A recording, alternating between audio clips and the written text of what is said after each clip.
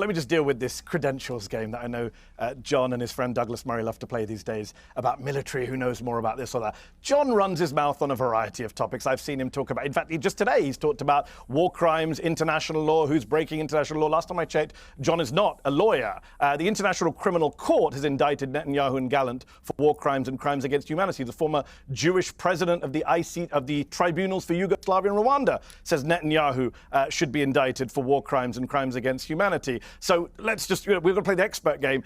John's not an expert on genocide. The actual genocide experts, the president of the International Association of Genocide Scholars says Gaza is a genocide. The leading Israeli scholars of the Holocaust, Omer Bartov-Brown, Amos Goldberg at Hebrew University, say Gaza is a genocide. John's not an expert on targeting terrorists. The guy who led the attack on ISIS, the American Master Sergeant Wes Bryant, has said John doesn't know what he's talking about. So let's not play this credentials game, because John will lose, just like Douglas did on the Rogan show. Let's talk about substance. John said a year ago, we're close to winning. He talked about not being allowed into Rafah. Rafah has been destroyed. Have you looked at any pictures recently? It's flattened. You don't need to go there with the IDF to see that they flattened Rafah. They flattened most of Gaza, and they still have not won, quote unquote. It's absurd to say that Israel was held back. Is this the new stab in the back? This is the new bullshit defense. The former Israeli ambassador to the United States said recently, thank God Joe Biden was president while this was going on. He gave us everything we wanted. He never asked us to stop. He never asked for a ceasefire. America gave Israel everything it wanted,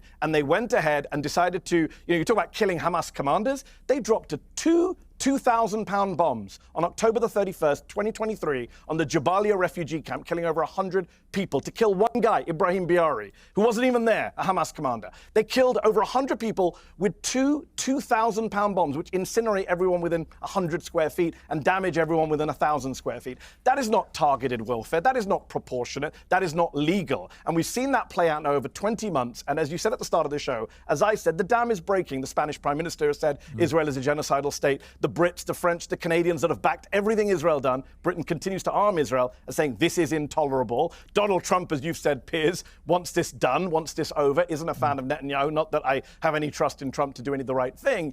And I think the reality is, look, everyone can see with their own eyes, there's no justification ever for starving people. Since March the 2nd, to not allow baby formula and diapers in, only a sociopath would support that. And John's very smart, he's very eloquent, he comes on here, talks with stats, cites law.